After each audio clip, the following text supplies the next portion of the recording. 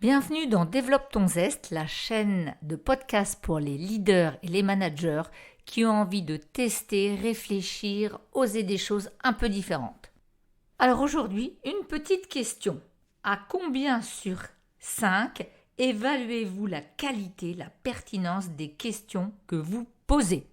Allez, donnez-vous un chiffre entre 2 et 5. Deuxième question. À combien sur 5 évaluez-vous la qualité, la pertinence des questions que l'on vous pose? Un petit moment pour réfléchir. Eh bien oui, la question est un excellent outil et aujourd'hui, on va aller regarder comment la questiologie peut vous aider à gagner en impact dans vos relations pour vous et pour emmener les équipes ou tout simplement pour contribuer dans les équipes vers plus de collectif, de responsabilisation. Bonjour, je suis Nathalie Rocher, entrepreneur, executive coach et je suis ravie aujourd'hui de vous emmener sur la redécouverte d'une approche que vous connaissez, c'est-à-dire le questionnement, appelé questiologie, afin que vous puissiez gagner en impact et voir comment vous pouvez utiliser autrement cet outil que vous connaissez déjà fort bien. On va démarrer avec Sacha Guitry. Si vous me jugez sur mes réponses, si vous croyez que je ne vous juge pas sur vos questions, ça nous laisse beaucoup à penser. Alors justement, on va revenir sur les petites questions du début. À quel point estimez-vous la qualité, la pertinence des questions que vous posez? Quel que soit le chiffre que vous avez répondu, c'est vrai qu'on ne se pose pas souvent cette question. Comment j'ouvre la relation? Quelle est mon intention? Quand je pose une question, si du coup j'ai la réponse, est-ce que c'est l'indication que ma question a fonctionné? Souvent, c'est ce qu'on pense.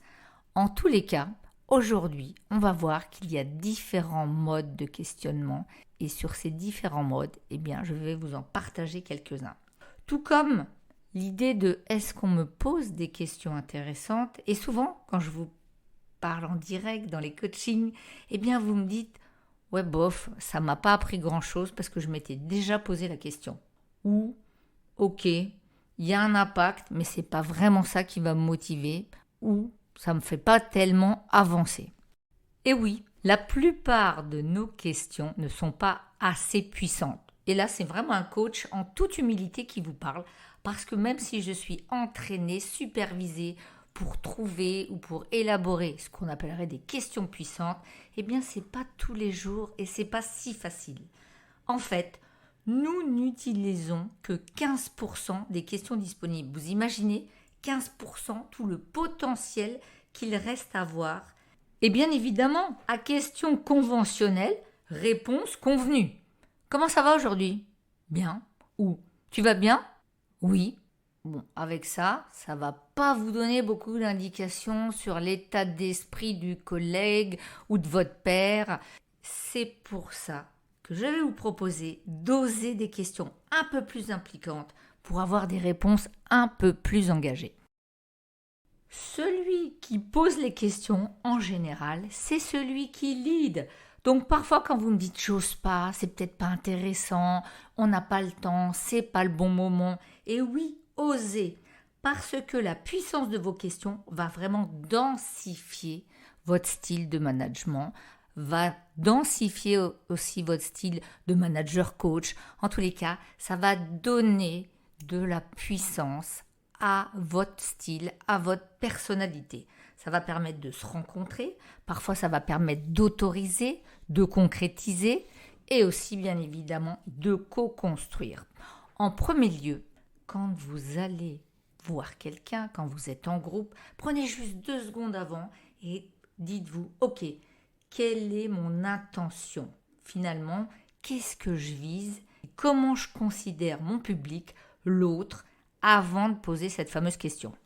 Rappelez-vous, la forme de vos questions détermine la qualité de vos relations. Donc cet outil que vous connaissez si bien, ça vaut vraiment la peine de le redécouvrir. Et même si là j'entends un petit peu vos petites voix qui vous disent « Non mais attends, à chaque fois que je suis en réunion, si je dois faire le pas de côté, réfléchir, non mais je vais jamais y arriver. Moi je suis extravertie spontanée, bam, j'envoie une question. » ou moi je suis introverti, il faut vraiment que je tourne dans ma tête, que je réfléchisse.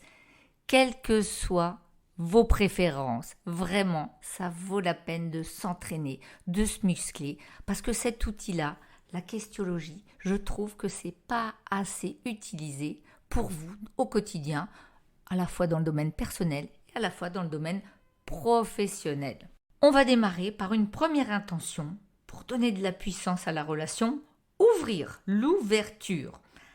Alors bien évidemment, vous n'allez pas échapper à ce qu'on revisite les questions fermées, les questions ouvertes. Par définition, question fermée, une réponse. C'est utile, ça permet le contrôle, c'est rapide, ça fixe le cadre.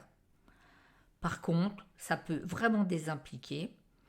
Les questions ouvertes, ça ouvre, ça permet la créativité, ça permet d'impliquer. Mais vous allez me dire, waouh, on n'a pas trop le temps, hein. Ça risque de nous faire perdre du temps. Il y a une réponse qui est imprévisible, alors moi j'ai pas envie dans ma réunion qu'il y ait du chaos.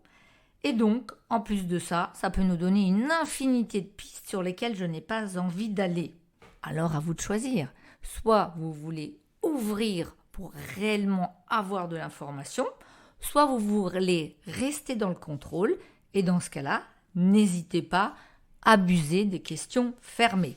Bon là je vous taquine un peu parce que je ne suis pas réel fan des questions fermées. Pourquoi ?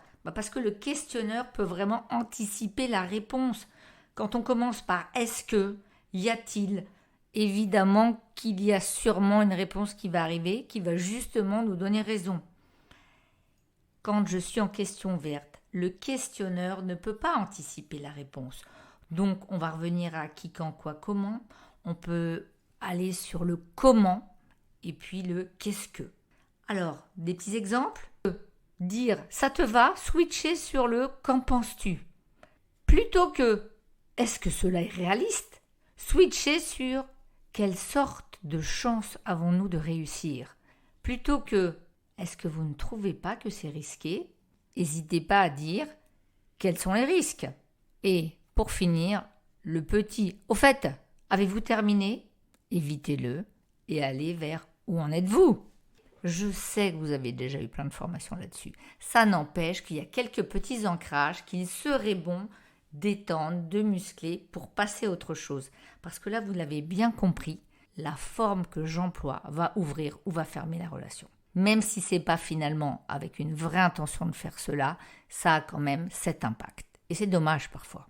Une des raisons qui fait que je ne suis pas très fan des questions fermées, c'est que celui qui enchaîne les questions fermées en général, a une idée et la poursuit. Et du coup, ça a tendance à tirer dans la relation et à renforcer les objections. Et ça, comme nous travaillons en ce moment sur beaucoup de collectifs, de co-créativité, ce n'est pas très utile, voire même c'est dommageable dans les équipes. Alors que faire quand vous êtes bombardé de questions fermées ? Je vais vous proposer de respirer, de compter 1, 2, 3 et d'examiner la question avant de répondre. Vous laissez passer un silence et dites-vous que peut-être derrière cette question fermée, il y a une idée, il y a une conviction, il y a un objectif qui n'est pas partagé, qui n'est pas ouvert. Deuxièmement, interrogez votre interlocuteur. Demandez-lui « mais qu'en pensez-vous ?»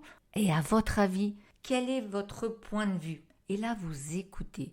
Vous écoutez comment il est arrivé à avoir cette construction. Et puis, en 4e point, je vous propose de lui demander, et d'oser la lui demander, finalement, quelle est ta question derrière ? Quelle est cette idée intéressante que tu peux avoir ? L'idée là, ça sera de rechercher ce qu'on appelle sa motivation ou sa quête. Finalement, quand il est dans ce genre de questions, qu'est-ce qu'il veut vous démontrer ? Ou alors, vers quoi veut-il vous emmener votre interlocuteur ? Faites expliciter ce que l'autre veut savoir. Cela nous amène à une deuxième intention lorsqu'on questionne « motiver ». Et souvent, vous me dites « alors moi, je passe beaucoup de temps en face-to-face, en entretien individuel, parce que je cherche à savoir comment ça se passe pour mes pairs, pour les contributeurs, pour les parties prenantes. » Et alors là, je vous dis « ok, et comment ça se passe ? Quel genre de questions vous utilisez ?» Et là arrive la grande question du « pourquoi ?» Ah oui, parce qu'on vous a quand même dit que le pourquoi, souvent, c'est une question ouverte. Et moi, je vais vous dire, ok, le pourquoi, il y a un petit mais. Eh bien oui, parce que vous avez envie de construire le futur. Et lorsque nous questionnons, eh bien parfois nous questionnons avec un regard vers le passé, genre, pourquoi vous avez fait ça? Quelles étaient les raisons? Quelles étaient les causes? Alors que nous aurions besoin de questionner vers le futur. Afin que cela fonctionne, de quoi aurais-tu besoin? Comment je vais pouvoir t'aider? Voire même au présent. De quoi as-tu besoin maintenant? Comment pourrions-nous faire autrement? Et donc, avec le pourquoi, vous allez tourner l'autre vers le passé et d'entrée de jeu, sa première réponse va être parce que. Vous n'avez pas envie d'entendre du parce que. Ce que vous auriez envie de savoir, c'est ok, où est-ce que la boulette a été faite ou comment on pourrait faire autrement? Et vous auriez plutôt envie d'avoir déjà des options de solution. Et en face de vous, on va avoir quelqu'un qui se justifie. J'ai fait ça parce que ça, on a répondu comme ça parce que ceci. Et donc, je vous rappelle que si tu te justifies, tu te démotives. Eh bien oui, parce que je vais avoir moins confiance en moi, je vais me sentir obligée de prouver et de ce fait, eh bien, je vais moins m'engager. Je vais vous inviter donc à éviter le pourquoi et chercher la motivation plutôt que la justification. Et donc, au lieu de démarrer une réponse quand on vous dira pourquoi vous avez fait comme ça, arrêtez le parce que, mais dites pour. J'ai décidé de faire un team building pour fédérer les équipes, pour permettre aux personnes de mieux se connaître, pour gagner en impact. Et non pas parce qu'on avait des problèmes, parce que ça ne fonctionnait pas, parce qu'on me l'a dit. Et vous allez voir que vous allez gagner en puissance. Donc, Marocco, on enlève le max de parce que et on va plutôt vers le pour. Alors bien évidemment, on commence à se connaître un petit peu. Je sais que c'est pas toujours facile et je suis la première à tomber dans les pièges. Donc si à un moment vous vous dites oh là là, ça s'est pas bien passé cet entretien, oh j'ai encore été avec mon mitraillage de pourquoi, c'est ok. On pratique l'auto-bienveillance, on s'entraîne, on fait du test and learn et on s'ajuste. Une troisième intention lorsque je questionne, induire. Eh bien oui, quel va être mon focus? Est-ce que j'ai envie d'être sur ce qu'il s'est passé, on va dire le passé, le problème, qu'est-ce qui empêche d'eux? Ou est-ce que j'ai envie d'être sur la solution? Donc, je vous propose, vous, de vous mettre au clair parce que vos questions vont vraiment être influencées par la manière dont vous regardez l'objet qui vous concerne. Concrètement, qu'est-ce que ça veut dire? Eh bien, l'induction, c'est là où je vais aller et le terrain de jeu sur lequel je veux emmener l'autre. En général, quand il y a un problème, quelque chose qui ne se passe pas bien, eh bien, le terrain de l'autre, c'est le problème. Je ne peux pas faire comme ça, j'ai un souci. Et le vôtre va plutôt être de, ok, soit je cherche les raisons, vous vous rappelez le pourquoi, soit je veux dépasser le problème. Donc, je suis déjà dans le futur et je suis déjà dans les solutions. À vous de choisir. Et si vous voulez être vraiment dans mon terrain de jeu, c'est la résolution de problèmes, eh bien, je vous invite à utiliser beaucoup plus le comment. Par exemple, à quelqu'un qui vous dirait « on n'arrive pas à communiquer », c'est « comment pourrions-nous communiquer autrement ?» Je ne veux pas être responsable, ok, comment allons-nous assumer ce choix? Je n'ai pas compris, c'est très important, que faut-il faire pour que moi je puisse mieux t'entendre, mieux t'écouter? Donc vous voyez, à chaque fois, c'est ok. Vous reconnaissez l'autre dans sa demande, dans son problème, puis après, un petit pas de côté et on est dans la recherche de solutions. Et là, vous allez pouvoir induire en emmenant, en impliquant et surtout en écoutant. Bien évidemment, à chaque question posée, un silence, une vraie écoute où on évite de se dire « Ok, j'ai compris, je le savais déjà ». J'accueille réellement et je laisse le temps pour l'écoute. Bon, je fais juste ce petit rappel à tous ceux qui n'ont pas de temps à perdre, à tous ceux qui n'aiment pas les silences. Écouter et converser demande un minimum d'espace-temps. Quand vous pratiquez l'induction, vous êtes dans le guidage. Et je rappelle que quand je pose des questions, c'est une histoire de conjugaison. Ça veut dire quoi? Ça veut dire que si je regarde trop dans le passé, on va aller me parler du passé. Genre, au fait, c'était quoi les objectifs quand on faisait ça? Si je veux aller vers les résolutions de problèmes, si je veux créer de la dynamique d'avenir, eh bien j'ai intérêt à aller vers le futur. Qu'est-ce que vous allez mettre en place pour? Comment vous voyez les critères de solution qui pourraient être exposés? Si vous souhaitez ouvrir, donner de la perspective, eh bien utilisez le temps futur dans vos questions. Ça paraît simple et finalement, vous allez voir qu'on a des petites tendances parfois à rester ancré, soit sur le présent, soit revenir un peu trop sur le passé. Donc là, j'ai envie de dire, à vous de jouer et aller direct focaliser sur le futur, sur la perspective, sur les objectifs et le sens à venir. Une cinquième intention qui est souvent au cœur de vos réflexions quand vous venez me voir et vous me dites « Oh, là, il y a un truc qui se passe pas bien avec une personne, on est un peu bloqué, genre ping-pong, ça va pas fort, il y a un fort enjeu, on n'arrive plus à se parler de manière constructive et du coup, rien ne se passe. » Je vous propose d'aller prendre un temps calme avec la personne et déjà d'aller reconnaître. C'est dire « Ok, entre nous ou sur ce sujet, je vois un problème. Est-ce que toi aussi, tu vois un problème? Là, on fait quoi? On va partager nos perceptions.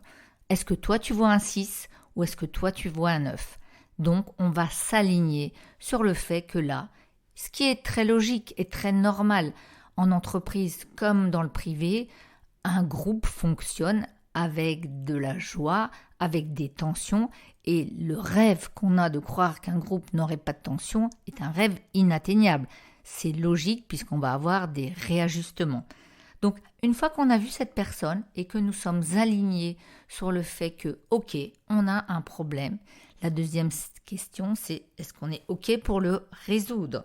Et à partir de là, demandez-lui ce qui se joue pour lui. Finalement, quand il agit comme ça, à quelle question il est en train de répondre.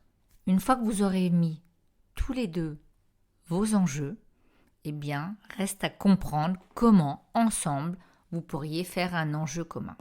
Une cinquième intention avec les questions serait de s'aligner et de décider en équipe. Alors, je suis sûre que vous avez plein de trucs et astuces pour décider.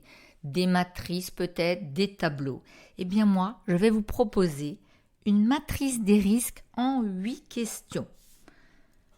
On va donc réfléchir en risques et en bénéfices. 4 questions pour les risques. Quels risques avons-nous à faire ce projet? Quels risques avons-nous à ne pas le faire? Quels risques nous ne prenons pas en le faisant?